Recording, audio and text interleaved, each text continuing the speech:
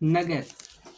आज हम लोग पढ़ेंगे हिंदी की पाठ्य पुस्तक दशम कक्षा के लिए वर्णिका पूरक पाठ्य पुस्तक भाग 2, वर्णिका भाग 2। और इसमें हम लोग पढ़ेंगे नगर। कहानी पढ़ने का उद्देश्य हमारे मित्रों, हमारे विद्यार्थियों को कहानी वाचन की अभिव्यक्ति देना है, कथा वाचन का क्रम बताना है, पूर्ण विराम, कॉमा इत्यादि के बारे में भी उन्हें निर्देशित करना है पाठ के माध्यम से।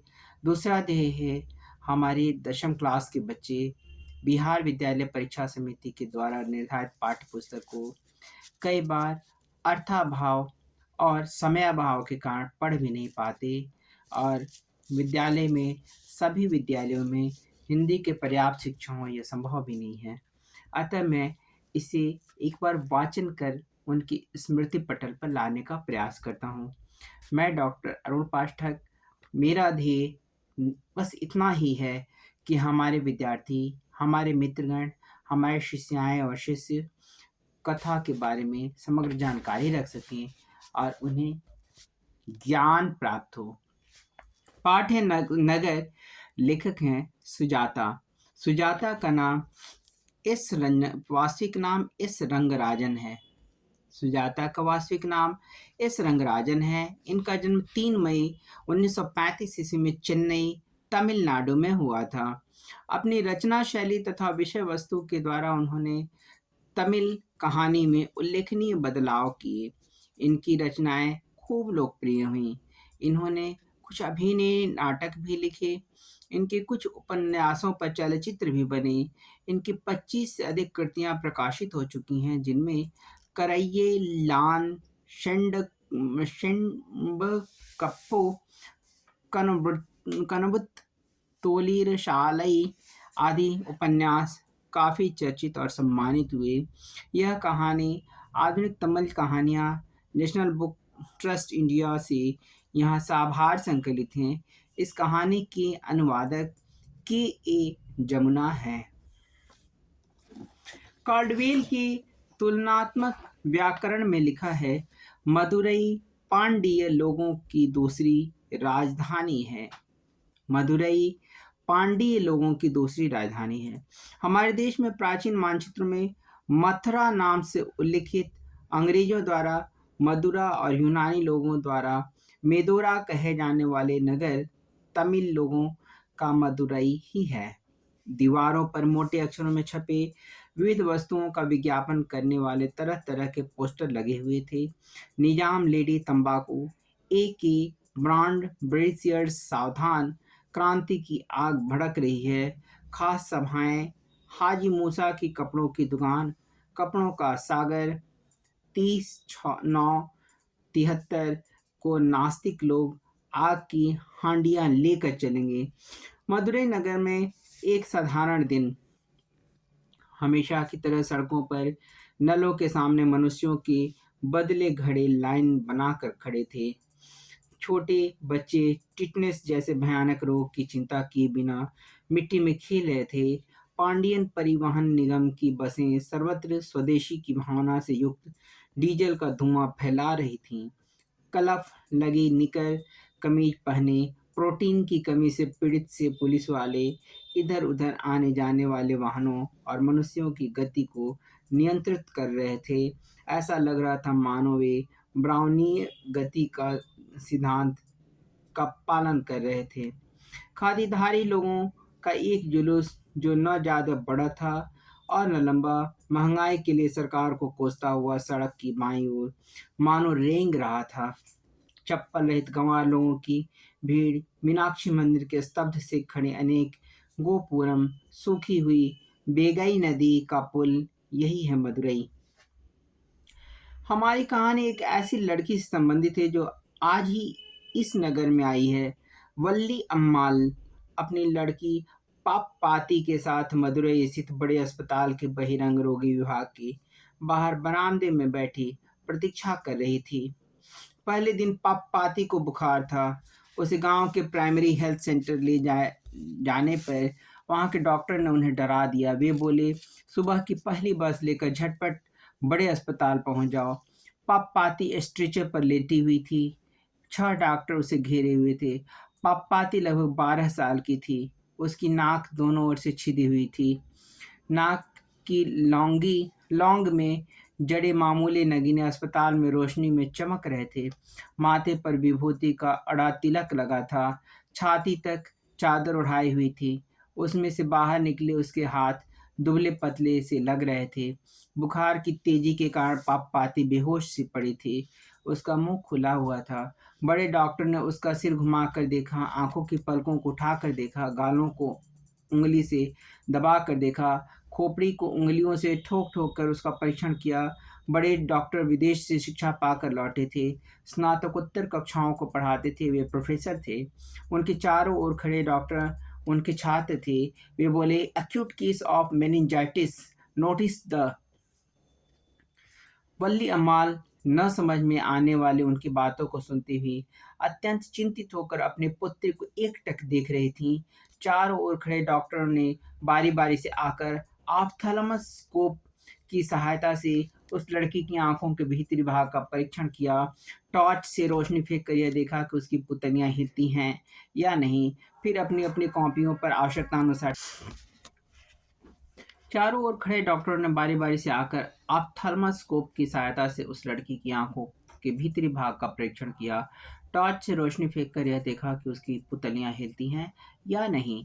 फिर अपनी अपनी कॉपियों पर आवश्यकतानुसार टिप्पणियां लिख लीं। बड़े डॉक्टर बोले, कह दीजिए कि इसे एडमिट कर लें। वल्ली अम्माल ने बारी बारी से उनके चेहरों की ओर देखा। डॉक्टरों में से एक बोला, माताजी, इस लड़की को तुरंत अस्पताल में भर्ती करना होगा। वह देखिए, वहाँ जो सज्जन बैठे हुए हैं, उनके पास जाइए। आपकी चिट कहाँ है? वल्ली अम्माल के पास चिट नहीं थी। कोई बात नहीं, वे दे देंगे। अरे यार, तू चल। बाबूजी, इस तरफ से। वल्ली अम्माल ने बड़े डॉक्टर की तरफ देखते हुए पूछा, बाबूजी, बच्ची अच्छी हो जाएगी ना? पहले इसे एडमिट करवा दें, हम इसकी देखभाल करेंगे। डॉक्टर धनशेखरन, इस केस को मैं स्वयं देखूंगा। दूसरे लोगों द्वारा घिरे हुए वे किसी मंत्री की तरह वहां से चल दिए। डॉक्टर धनशेखरन वहां बैठे श्रीनिवासन को सारी बातें समझाकर बड़े डॉक्टर के पीछे दौड़े। श्रीनिवासन ने वल्ली अम्माल की ओर देखा। अम्मा, इधर आओ। तुम्हारा नाम क्या है? अरे ओ हरामजादे, वह रजिस्टर उठा दे। वलीयम्मा पेशेंट का नाम। वे मर चुके हैं। श्रीनिवासन ने सिर उठाकर देखा। पेशेंट यानी रोगी, किसे भर्ती करना है? मेरी बेटी को। नाम क्या है? जी, वलीयम्मा। क्या मजाक कर रही है? यह तेरी बेटी का नाम क्या है? पापपाती। पापपाती, हे ईश्वर, ये ले, इस चिट को लेकर सीधे चली जा। वहाँ सीढ़ियों के ऊपर एक सज्जन कुर्सी पर बैठे मिलेंगे। वे लोगों से वेतन आदि के बारे में पूछताछ करते हैं। उन्हें चिट दे देना। बच्ची का क्या होगा? बच्ची को कुछ नहीं होगा, उसे यहाँ लेटी रहने दे। तेरे साथ कोई नहीं आया? तू जा। यहाँ विजय रंगम कौन है? वली अम्माल पापाती को अकेले छोड़कर नहीं जाना चाहती थी। वहाँ की लंबी कतार देखकर और वहाँ फैले एक विशेष गंध के कारण जी मिचलाने लगा। उसे अपने मृत पति पर बहुत गुस्सा आया। वह चिट लेकर सीधे चली गई। कुर्सी खाली पड़ी थी। उसकी पीठ पर धूल जमी हुई थी। पास बैठे एक व्यक्ति को उसने चिट दिखाई। उसने कुछ लिखते हुए कनखियों से उस चिट की ओर देखा। माँ जी, तनी ठहरो, उन्हें आने दो, कहकर खाली कुर्सी की ओर संकेत किया। वल्ली अम्माल के मन में अपनी बेटी के पास लौट जाने की तीव्र इच्छा जगी। उस अनपढ़ स्त्री के हृदय में इस प्रश्न ने अत्यंत विशाल रूप ले लिया कि मैं यहाँ प्रतीक्षा करूं या बच्ची के पास लौट जाऊं। उसे यह पूछते हुए डर लग रहा था कि क्या उन्हें आने में बहुत देर लगेगी। वेतन के बारे में पूछताछ करने वाले वे सज्जन अपने भांजे को भर्ती करवाकर आराम से लौटे। आकर कुर्सी पर बैठे। उन्होंने 3 बार नसवार ली। फिर रुमाल को रस्सी की तरह बट कर नथुनों में डालकर सुरसुरा कर चुस्त होकर बोले, देखो भाई, तुम लोगों की लाइन बनाकर खड़े होना चाहिए। फतिंगों की तरह झुंड बनाकर चले आओगे तो कैसे काम चलेगा? 30 मिनट तक इंतजार करने के बाद वली अम्माल के हाथ की चीट को जैसे किसी ने छीन सा लिया। इस चिट पर तो डॉक्टर साहब के दस्तखत ही नहीं है। जानकर डॉक्टर साहब के दस्तखत जाकर डॉक्टर साहब के दस्तखत करवा ला। मुझे इसके लिए कहाँ जाना होगा? तो कहाँ से आई है? मोनांडी पट्टी से। पट्टिट से। अच्छा, मोनांडी पट्टिट से, कहकर क्लर्क जोर से हंसे, फिर बोले, अपनी वह चिट मुझे दे दे। उसने दोबारा अपनी चिट उन्हें दी। उन्होंने उसे उलट पलट कर देखा। तेरे पति का वेतन कितना है? वे मर चुके हैं। तेरा वेतन कितना है? वे मर चुके हैं। उसकी समझ में नहीं आया कि वह क्या करे। महीने में कितने रुपए कमाती है? जब फसल काटने जाती हूँ तो वेतन के रूप में धान मिलता है, दूसरे मौकों पर बाजरा, रागी आदि मिलता है। रुपए नहीं मिलते? अच्छा अच्छा, तेरा वेतन 90 रुपये लिख देता हूँ एक महीने में। घबरा मत, तुझसे पैसे नहीं लेंगे। ले इस चिट को लेकर यहाँ से सीधे जाकर बाएं हाथ की तरफ मुड़ जा। दीवार पर तीर का निशान बना होगा, वहां से तू 48 नंबर वाले कमरे में चली जाना। वल्ली अम्माल ने उस चिट को दोनों हाथों से ले लिया। क्लर्क ने उसे जो संकेत दिए थे, उससे उनके सरल मन में और अधिक उलझन पैदा हो गई। हवा के झोंकों में पड़े कागज के टुकड़ों की तरह वह अस्पताल में इधर से उधर भटकती फिरी। वह पढ़ना नहीं जानती थी। उस समय उसके ध्यान से यह बात उतर गई थी कि उसे 48 नंबर वाले कमरे में जाना है। लौट कर उस क्लर्क से दोबारा कुछ पूछते हुए उसे डर लग रहा था। अचानक उसने अपने पास से दो रोगियों को एक ही स्ट्रेचर पर ले जाते हुए देखा। उसमें से एक बैठा हुआ था और दूसरा अथलेटी अवस्था में पड़ा था। दोनों की नाक में नली डाली गई थी। टोपीधारी दूसरी ओर एक ट्राली में एक चौड़े मुंह वाले बर्तन में सांभर मिला भात ले जा रहे थे। कुछ सफेद टोपीधारी लोग दिखाई दिए, सभी प्रकार से सुसज्जित, सफेद कोट पहने। स्टेथोस्कोप को माला की तरह गले में डाले हुए कुछ डॉक्टरनियां सामने से निकली। पुलिस वाले, चाय कॉफी वाले, नर्स, सभी लोग सभी दिशाओं में आ जा रहे थे। वे लोग जल्दी में थे। उन्हें रोक कर कुछ पूछते हुए उसे डर लग रहा था। उसकी समझ में नहीं आया कि वह उनसे क्या पूछे। किसी एक कमरे के सामने लोग भीड़ लगाए खड़े थे।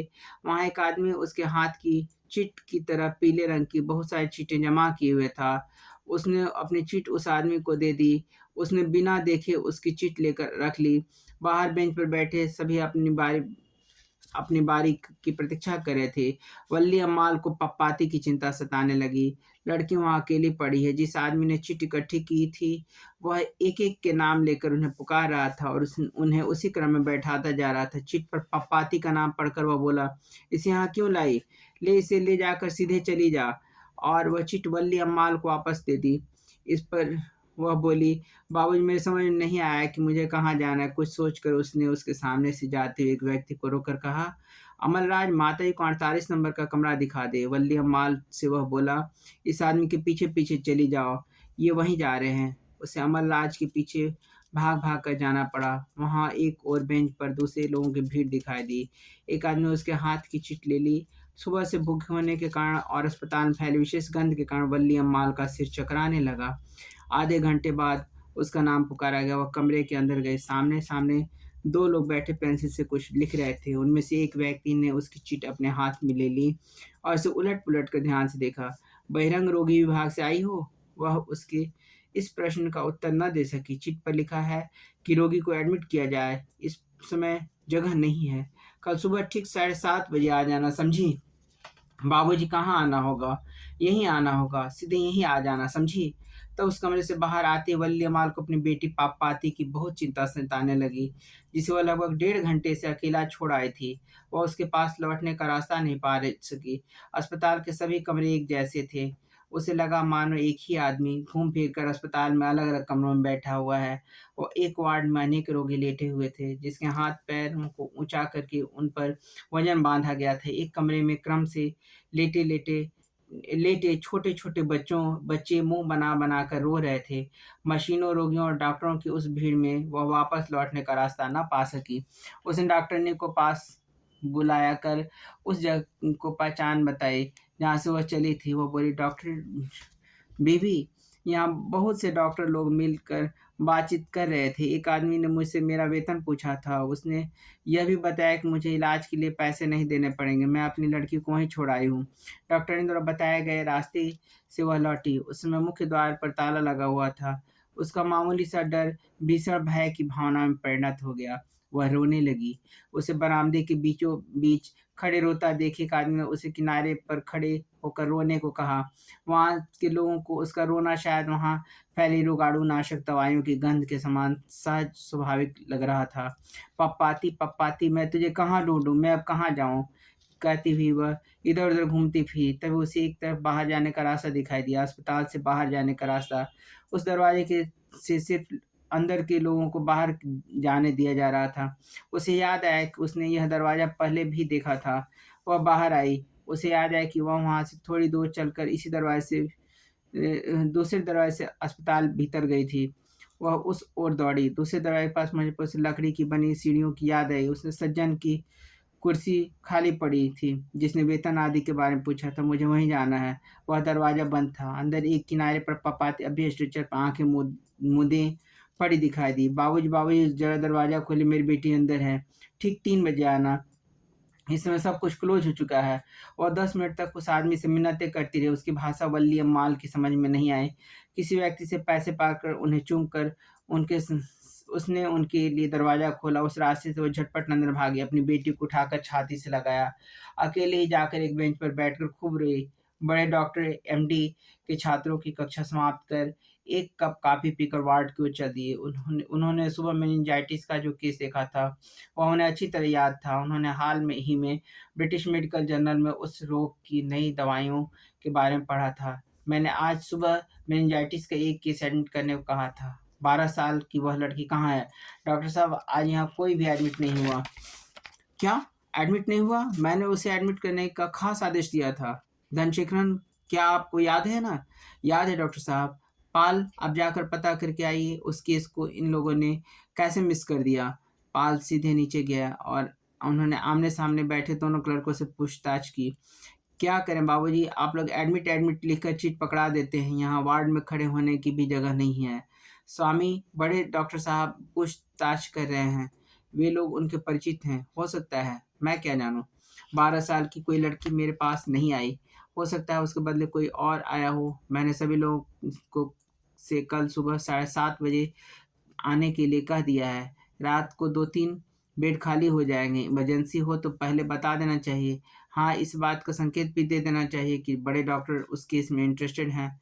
वे लोग उनके रिश्तेदार हैं। वल्ली अम्माल की समझ में नहीं आया।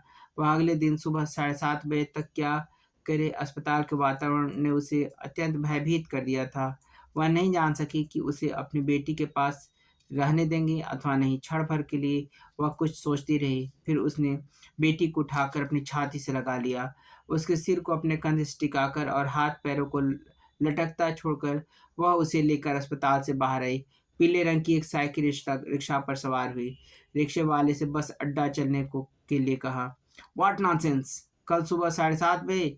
तब तक वह लड़की मर जाएगी। डॉक्टर चंद्रशेखरन, आप स्वयं ओपीडी में जाकर देखिए, वह वहीं होगी। हिंदुस्तान के वार्ड में कोई बेड खाली नहीं है तो क्या हमारे विभाग के वार्ड में एक बेड खाली है? उसे वह बेड दिलवा दीजिए। जल्दी कीजिए डॉक्टर साहब, उसे किसी के लिए रिजर्व रखा गया है। I don't care, I want that girl admit now, right now. बड़े डॉक्टर साहब आज तक इस तरह चिल्ला कर नहीं बोले थे। अतः डॉक्टर चंद्रशेखरन, पाल और हेड नर्स मिरांडा सभी लोग घबरा कर बल्ली अम्माल को खोजने ओपीडी की ओर दौड़े। इसे मामूली बुखार ही तो है। वापस मुनांडी पट्टी ले चलती हूँ। वहाँ के वैद्य जी को दिखा दूंगी। गांव के अस्पताल नहीं ले जाऊंगी। वहाँ के डॉक्टर साहब ने ही तो मुझे डरा कर मदुरई जाने को कहा था। इसके माथे पर खड़िया मिट्टी का लेप कर दूंगी। ओझा से झाड़ फूंक फूंक करवा दूंगी। सब ठीक हो जाएगा। साइकिल रिक्शा बस अड्डे की ओर बढ़ता जा रहा था। वल्ली अम्माल ने मन्नत मानी मानी यदि पापाती ठीक हो जाएगी तो वैदीश्वरन जी के मंदिर जाकर दोनों हाथों में रोजगारी भरकर भगवान को भेंट चढ़ाऊंगी। लेखक ने कहानी का शीर्षक नगर क्यों रखा? शीर्षक की सार्थकता स्पष्ट करें। नगर की स्थिति कथा से स्पष्ट है। पापाती कौन थी? दूसरा प्रश्न, पापाती कौन थी? वह शहर क्यों लाई गई थी? तीसरा प्रश्न, बड़े डॉक्टर ने अपने अधीनस्थ डॉक्टरों से पप्पाती को अस्पताल में भर्ती कर लेने के लिए क्यों कहा? विचार करें। चौथा प्रश्न, बड़े डॉक्टर के आदेश के बावजूद पप्पाती अस्पताल में भर्ती क्यों नहीं हो पाती? पांचवा प्रश्न, वल्ली अम्माल का चरित्र चित्रण करें। और छठा प्रश्न, कहानी का सारांश प्रस्तुत करें।